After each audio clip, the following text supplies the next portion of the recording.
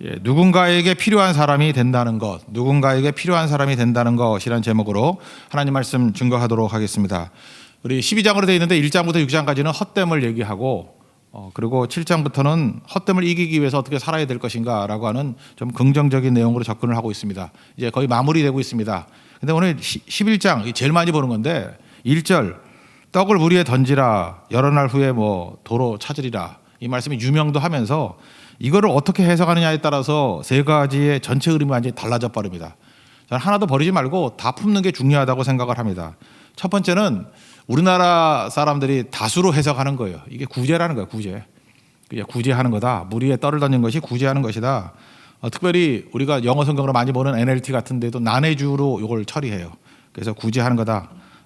그러니까 대갚아줄 능력이 없는 사람에게 주며 살라, 그런 거죠. 물 위에 던지라는 것은 돌려받을 가능성이 전혀 없는 사람들에게 막 뿌리면서 살라, 나중에 돌아오게 될 것이다. 뭐 이게 좋은 해석이라고 생각을 합니다. 사람은 밥만 먹고 사는 게 아니잖아요. 의미도 먹고 살고 특별히 보람을 먹고 사는 거죠. 그래서 우리 시지프스 신화 같은데, 까미의 시지프스 신화 같은데 보면은 그 무슨 얘기가 나요? 그 저주가 뭐예요? 돌을 산꼭대기에 올렸다가 또 떨어뜨리고 또 올렸다가 떨어뜨리고, 이 무의미한 일을 영원히 지속되는 것, 그게 벌이라는 거죠. 벌. 실제로 그 뭐 시베리아 같은 데서 뭐 있었던 일이라 그러잖아요. 땅을 팠다가는 묻고 팠다가는 묻고, 그러니까 사람이 무의미감 때문에 못 견디더라, 그런 얘기 아니에요? 근데 뭐 비슷한 일이 우리나라에서 있었다 그러죠. 이렇게 사람들에게 땅을 묻었다 또 팠다가 묻고 팠다 묻고, 그러니까 사람이 똑같이 이제 무의미감을 느껴서 이거 못 살겠다 그러니까 설명을 해줬다 그러죠. 이게 무의미한 거 아니라고, 어딘가에서 가스가 새고 있는데 그거 빨리 발견하지 않으면은 수많은 사람들이 그 재난을 당하게 될 거다. 그렇게 똑같은 일인데 의미를 발견하니까 사람들이 지치지 않고 열심히 하더라, 그런 얘기죠. 그래서 우리가 비전을 제시한다, 뭐 의미, 목적을 제시한다, 보람을 얻는다, 이게 되게 중요하다는 거죠. 그런 의미에서 인간은 밥만 먹고 사는 거 아닙니다. 이게 구제하고 남들에게 꼭 필요한 존재가 되고, 그것들이 나를 살리는 힘이 된다라는 것입니다. 그래서 잘 사는 게 뭐냐 그러면 누군가에게 필요한 사람이 되는 거예요. 그리고 내가 언제 가장 의욕이 넘치죠? 내가 꼭 필요한 사람이구나. 그럴 때 기쁨이 오지 않습니까? 필요하다고 생각할 때 그러지, 쓸데없는 사람이다 그러면 참 힘든 거죠. 내가 거기 있으면 저 사람이 기뻐하고 희망을 주고 또 힘을 얻는구나, 뭐 그러면 기쁠 거 아니겠습니까? 그런 게 되게 중요하다는 것입니다. 근데 이게 구제라고 본다 그러면 중요한 게 뭐냐 하면, 구제할 때 이렇게 뻐기는 마음이나 상대의 자존심을 상하게 하면서 구제하면은 안 된다는 거죠. 어제 우리 살폈던 아브라함과 롯의 얘기를 한번 보세요. 아브라함이 어른으로서 이렇게 제안을 하는데 굴욕감을 주지 않아요. 그 독이 없기 때문에 그래, 마음에 도끼가 없어요. 그래서 아무리 좋은 걸 한다 할지라도 상대에게 굴욕감을 준다 그러면 문제가 있죠. 그래서 지혜롭게 하는 게 뭐예요? 이렇게 구제를 하더라도 교회 이름으로 하는 게 좋아요. 예수 이름으로 하는 거. 개인이 주면은 나는 뭐 그런 생각이 없다 할지라도 받는 사람이 굉장히 굴욕감을 느끼거든요. 제가 이걸 저도 어떻게 어리석기 때문에 옛날에 몰랐었어요. 그런데 묘한 게 뭐냐면 제가 이렇게 등록금도 대주고 뭐 이렇게 어려울 때 이렇게 어려움 당한 청년들 있지 않습니까? 상당히 많이 도와준 애들이 있었는데 나는 약간 배신감을 느꼈어요. 도와줬더니 다 떠나가 버리는 거예요. 없어져 버리고 결혼하고 사라져 버리고 연락도 안 하고. 나중에 알게 됐어요. 그 이유가 뭐냐 하면은 자기는 제 입장에서는 도와줬다고 생각하는데 본인은 대가를 치렀다고 생각하는 거예요. 내가 도움 조금 받고 내가 자존심의 대가를 다 치렀다. 그리고 내가 그런 거 아는데 과거에 연약할 때 아는데 잊고 싶지 않다. 뭐 이런 마음들이 있는 거죠. 그러니까 이거 좀 미리 알았으면 좋은 건데, 그죠? 이렇게 예수의 이름으로, 교회 이름으로 하고 굴욕감과 상처 이런 거 주지 않는 게 되게 중요하다는 것입니다. 그러니까 서로가 상처 입는 거죠. 저거 몰라본다 그래서 상처 입고, 나는 이미 상처 다 받았다 그래도 상처 입고, 그러니까 문제가 된다는 거죠. 하여튼 이 1절의 말씀을 구제로 본다 그러면 굴욕감 주지 아니하고 예수 이름으로 잘 도우면 좋다, 좋은 거죠. 누가복음 6장 38절 말씀, 주라 그리하면 너에게 줄 것이니 후이되어 누르고 흔들어 넘치도록 너에게 안겨주리라. 그 헤아림으로 우리를 또 다시 주신다 그러잖아요. 얼마나 좋은 겁니까? 우리 모든 성도들이 이렇게 주는 종들, 구제함으로 말미암아 진짜 하늘에 상급을 쌓는 믿음의 종되기를 바랍니다. 그래서 오른손이 하니 왼손이 모르게 하라. 예수님 말씀하고도 부합되죠. 또 내 보물을 하늘에 쌓으라. 마태복음 6장의 말씀하고도 부합되죠. 그러니까 이걸 구제로 해석하는 거, 한국에 뭐 10명에 9명의 목사님들은 다 이렇게 설교하시더라고요. 좋습니다. 이거 우리도 구제로 받아들이는 게 좋다고 생각을 해요. 그런데 두 번째 해석은 특별히 그 영어권에 있는 교회들이 받아들이는 것 같아요. 그래서 NLT에도 보면은 그 원문은 요걸로 해석을 했어요. 이걸 해상 무역으로 생각하는 거예요. 그래서 그걸 그냥 해석해 드리면 바다에 곡물을 보내라는 거예요. 바다를 통해서 곡물을 보내라는 거예요. 무역하라는 거예요. 해상 무역하라는 거예요. 그러면 나중에 이익이 돌아오게 될 것이다. 그게 무슨 뜻입니까? 열심히 사는 거예요. 열심히 위험하다고 막 머뭇거리지 말고 바다라는 뜻이 뭐예요? 바다가 위험한 곳이고 두려운 곳이잖아요. 그죠? 그러니까 위험을 감수하고 도전하면 엄청난 이익을 보게 될 것이고 우리 크리스찬이라 그러면 이렇게 살아야 된다. 이런 식으로 해석을 한다고요. 이게 NLT의 본문 해석이에요. 저는 이것도 나쁘지 않다고 생각을 합니다. 그래서 영미권에 있는 사람들이 그래서 바다를 좋아해서 그런 것 같아요. 앵글로색슨들이. 그리고 막 도전하고 나가니까 주로 이렇게 해석을 많이 한다는 것입니다. 그러다 보면 2절도 해석이 되죠. 2절에 그 내용이 7이나 8에게 나눠줄 거다. 이걸 분산 투자. 분산 투자도 맞죠. 그러니까 뭐 달걀을 한 바구니에 다 넣지 말라. 포트폴리오 뭐 이런 식으로 해석하면 자연스럽게 해석이 됩니다. 그러니까 도전을 하되 뭐 한 곳에 우리 식으로 속된 말로 몰빵하지 말고 분산 투자도 하고 그래서 열심히 살면 된다. 그 뒤에 나오는 청년하고의 메시지하고도 연결이 되죠. 청년들이요 이렇게 열심을 가지고 진실적으로 살아라. 그죠? 이렇게 깊은 바다를 향해서 나아가는 그런 모습이 있기를 원한다. 얕은 곳에서 얼쩡거리고 있냐? 힘있게 나가라. 저는 이것도 우리에게 되게 중요하다고 생각을 합니다. 그 4절하고도 연결되죠. 풍세 또는 뭐 구름 이거 바라보고 아무것도 하지 말고 안 하면 뭐 할 거야? 나가서 뛰어야지, 부딪혀야지.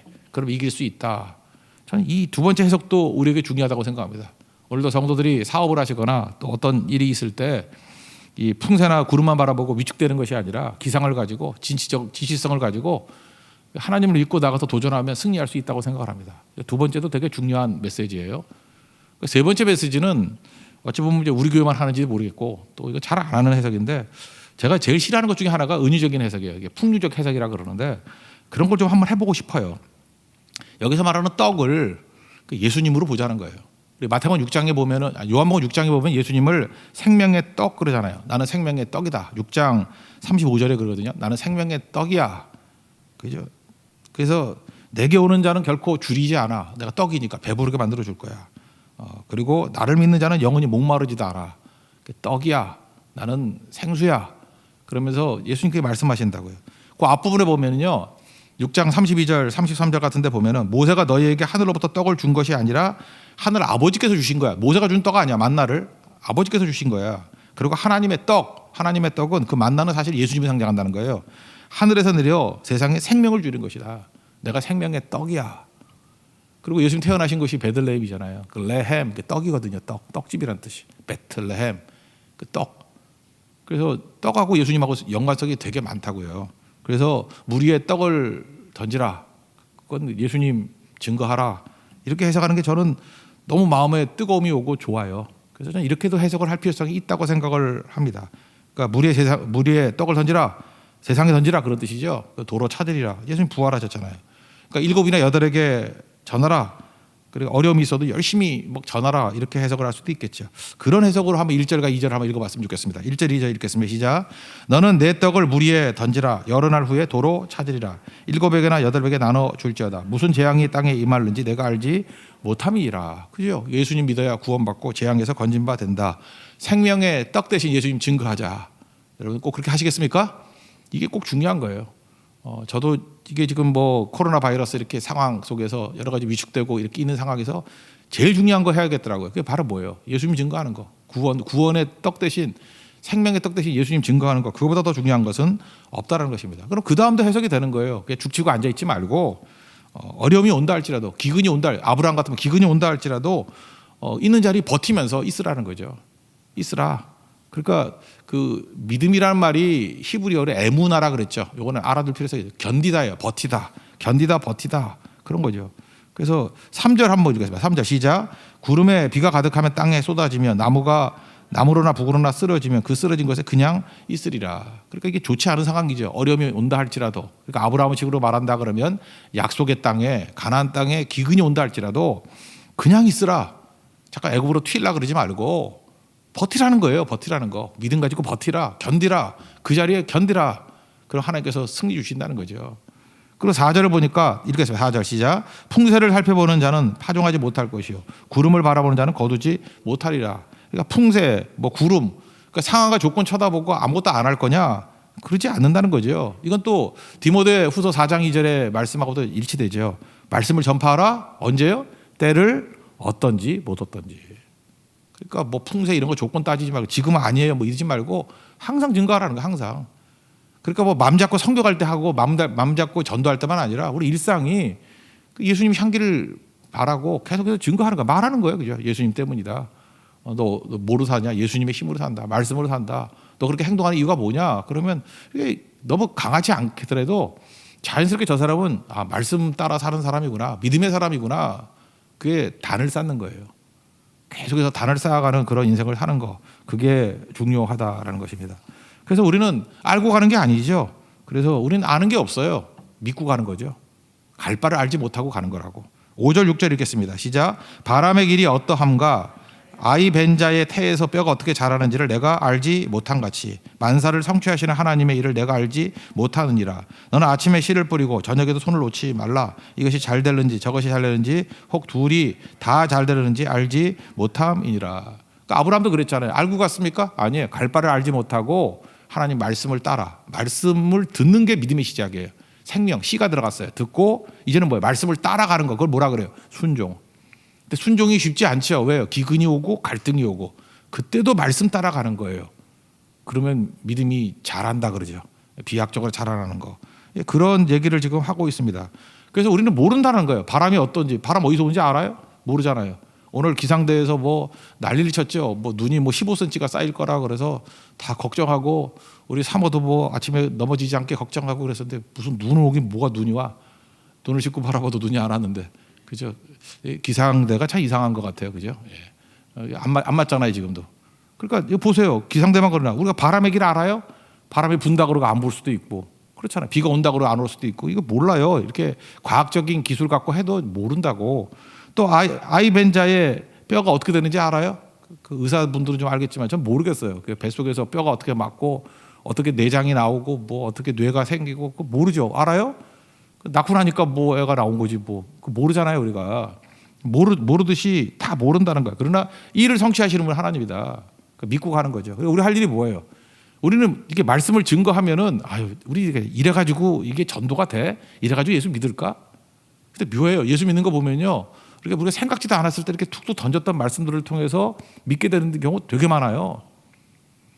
제가 제일 웃겼던 것 중에 하나가 뭐냐면 저 전도도 안 했거든요. 근데 이렇게 앉아가지고 뭐 하시는 분이에요? 그래서 목사입니다. 그랬더니 알았어요. 그러고 난 다음에 메시지가 왔어요. 목사라는 얘기 듣고 옛날에 믿었는데 다시 믿게 될 믿음이 생겼대. 내가 얼마나 부끄러웠는지. 근데 그때 좀 말씀이나 증거할 거. 증거도 안 했어요. 그러니까 그렇게도 되는 경우가 있다니까요. 그러니까 하나님께서 일하시는 거죠. 하나님께서. 그러니까 자꾸만 증거해야 돼. 자꾸만 증거. 뭐 병상에 있으면 옆에 있는 사람 증거하고 만나는 사람마다 증거하는 거. 그게 중요한 거죠. 그래서 씨가 어떻게 자라는지 모르죠. 그래서 전도에 미련한 것 그러잖아요. 마가복음 4장 27절 보니까 밤낮 자고 깨고 하는 중에 씨가 나서 자랐는데 어떻게 그리 되었는지 알아요? 몰라요? 몰랐대. 씨는 뿌리라고요. 그리고 그냥 주무세요. 그 어떻게 되는지 몰라도 괜찮아요. 씨는 생명이기 때문에 그 자체를 하나님이 자라게 만드신다는 거예요. 우리가 할 일은 뭐예요? 뿌리는 거죠. 그런 얘기라 그러면 뭐 6절도 해석이 된다고 생각합니다. 7절 8절은 빛 대신 예수님 말하는 거죠. 예수님 빛이다. 뭐 7절 8절 한번 읽어볼까요? 시작. 빛은 실로 아름다운 것이라 눈으로 해를 보는 것이 즐거운 일이로다. 사람이 여러 해를 살면 항상 즐거워할지로다. 그러나 캄캄한 날들이 많으리니 그 날들을 생각할지라도 다가올 일은 다 헛되도다. 예수님 뭐 아름답다 이렇게 해석하면 전 좋더라고요. 그런데 그 예수님 증거하고 믿음으로 살면 평탄하기만 하나요? 기근도 오고 갈등도 온다 그랬잖아요. 그게 그 그림 언어로 보여주는 아브라함 모델의 믿음이잖아요. 12장 보고 13장까지 살폈잖아요. 그죠? 기근도 오죠. 믿음이 기근도 만나죠. 믿음이 갈등도 만나죠. 그래서 여기 나오는 뭐 어려움들이 있잖아요. 뭐 캄캄한 날들, 그 고난이라고 생각하면 되잖아요. 여러분 이렇게 생각해요. 고난이 오면요, 야 뭐 깜짝깜짝 놀라가지고 자꾸만 그 불안증 빠지지 말고 그냥 오셨군요. 그러면 돼. 환영하라고. 뭐 살다 보면 고난도 오는 거지. 오셨군요. 그러면 되지. 오셨군요. 그리고 주님과 함께 나가면 되죠. 오셨군요. 근데 이제까지 제가 살아보니까 고난을 통해서 내가 인생에서 손해봤던 적이 없어요. 고난을 좋아하는 사람도 아무도 없지만 저도 그래요. 뭐 고난이 오라고 기도는 안 해요. 뭐 충분히 고난 당했는데 뭐 더 당할까 이런 생각도 있어요. 그런데 또 하나님이 고난을 이렇게 허용하실 때도 있어. 뭐 내가 잘못해서 고난이 오는 경우도 있고, 그 오셨군요 그러면 되는 거죠. 그래서 잘못했으면 회개하고 또 주님께 더 나아가고, 그리고 뜻하지 않은 고난도 있거든요. 그러면 오셨군요 그러고 이것도 뭘까 그러고 사는 거예요. 그냥 주님과 동행하면 또 이기더라고요. 저는 대나무 생각이 나요. 대나무가 이렇게 기풍이 있잖아요. 막 높이 쭉쭉 올라가고. 근데 쭉쭉 올라가 한 뭐 일본 같은 데 가면 뭐 20m 넘는 대나무도 제가 봤어요. 높다 그러고. 그 뭐 어디죠? 그 광주 옆에 뭐 어디 같은 대나무 뭐 공원 같은 데 있대. 이름 잊어버렸는데. 거기도 보니까 대나무 많더라고요. 근데 일본만큼 그렇게 높지는 않은 것 같아. 일본이 더 높았던 것 같아. 근데 대나무가 높이 올라갈 수 있는 이유가 뭡니까? 자라다가 멈추는 거죠. 우리 식으로 얘기하면은 응답이 안 되는 거 아니에요. 그때 안 되는 게 그게 몇 년 동안 멈춘데 한 5년 동안. 그 멈춘 단계를 뭐라 그래요? 마디는 잘하지 못하는 거예요. 우리가 볼 때는 멈춰 있는 거예요. 그래서 에너지를 받으면, 자양분을 받으면 거기만 그냥 다 때려 넣는 거죠. 제자리에 두꺼워만 지고. 근데 마디가 있기 때문에 다시 또 자라죠. 그래서 높이 올라가는 거 아니에요? 그래서 기품이 있다 그러잖아요. 어떤 사람을 보면은 멋있긴 멋있는데 기품이 없는 사람이, 품격이 없는 사람이 있어요. 고난을 통과하지 않았기 때문에 그래요. 근데 보세요. 그 모세도 그렇고 다윗도 그렇고 광야를 통과하니까 마디가 있잖아. 마디가. 그 마디 때문에 또 올라가고. 그래서 성경에 나오는 그들의 그 고난 단계를 보면 그게 신앙의 마디들이에요. 마디들. 그래서 쭉쭉 뻗잖아요. 그래서 매낭국죽. 마지막에 그 기품 있는 사군자에 꼭 들어가잖아요. 대나무가. 여러분 대나무 같은 신앙이들 되기 위해서 주님께서 고난도 주십니다. 그럼 오셨군요 라고 환영하고 힘차게 나아갈 수 있는 우리 믿음의 종 되기를 바랍니다. 이게 오늘 그 설명 내용이라는 거예요. 그리고 이제 9절 10절에는 청년들에 대한 얘기죠. 뭐 앞에 있는 얘기를 연결시킨다면 기상과 진취성을 가지고 살라 그런 거죠. 말씀이 들어오면 청년이 말씀과 함께 이렇게 인생 살다 보면 말씀이 이끄는 삶을 살면은 능히 승리할 수 있다는 거예요. 그래서 모순적인 얘기를 하잖아요. 하고 싶은 거 다 해. 그런 얘기죠. 하고 싶은 거 다 해. 그런데 또 뭐라고 얘기해요? 하고 싶은 거 다 해. 근데 심판이 있어. 이거 뭐 하란 얘기야, 말란 얘기야. 나 잘 모르겠어요. 그죠? 9절 10절 한번 읽어볼까요? 시작. 청년이여 내 어린 때를 즐거워하며 내 청년의 날들을 마음에 기뻐하여 마음에 원하는 것들과 내 눈이 보는 대로 행하라. 그러나 하나님이 모든 일로 말미암아 너를 심판하실 줄 알라. 그런즉 근심이 내 마음에 떠나게 하며 악이 내 몸에서 물러가게 하라. 어릴 때와 검은 머리의 시절이 다 헛된지라. 이거 뭐 하란 얘기예요, 말란 얘기예요. 어거스틴이 그런 얘기를 했죠. 하나님의 말씀과 동행하라는 얘기인데 하나님만 사랑하라. 그리고 마음대로 하라. Love and then what you will do. 그러니까 하나님만 사랑하라는 거예요. Love. 그리고 and then what you will do. 네가 하고 싶은 거 다 하라는 거예요. 이게 하란 얘기예요, 말란 얘기예요. 그죠? 하나님과 동행하면 그러니까 말씀 붙들고 하고 싶은 대로 다 해. 그러면 내 소욕이 아니죠. 육체의 소욕이 아니라 성령의 소욕대로 살겠죠. 참 이게 멋있는 얘기 같아요. 그러니까 잠깐만 할까 말까 이러지 말고 그냥 성령 충만한 가운데 그냥 마음껏 사세요. 그러면 돼요. 그게 중요한 거지. 그러니까 율법주의의 특징이 뭐예요? 맨날 이거 따지는 거지. 이게 옳으냐 틀리냐 이거 따지는 건데 성령 충만하고 마음껏 살라고. 그래 주눅들지 말고 길들여지지 말고 전 진실적으로 살라고요. 저 지금도 갑자기 생각하니까 네팔에 그 포카라 갔을 때, 우리 포카라 선교 갔을 때 기억날 거예요. 우리 교회 좀 나왔다 그러는 어떤 청년인데 몇 년째 전 세계 여행하고 있더라고요. 그래서 포카라에 얼마 있을 거냐 그랬더니 포카라에 한 6개월 있겠대. 포카라에서 6개월 동안 뭐 하려고 그러는지. 그죠? 근데 그 전에 어디 있었냐 그랬더니 인도에서 또 1년 있었대.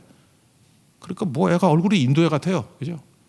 근데 지금 우리 교회 돌아와야 되는데 아직도 안 온 것 같아. 아직도 세계를 돌아다니고 있는 것 같아. 근데 얘 보니까 이제 그때 어머니도 저한테 한번 연락이 왔거든요. 요 동네 사세요. 이름을 잊어버렸네. 근데 그때 우리 밥 먹을 때 혼자서 4인분 먹었던 애 있잖아요. 친구 데리고 와서. 모르세요? 예, 걔. 근데 제가 7년 있다가 한번 걔 만나면 그런 느낌이 들어요.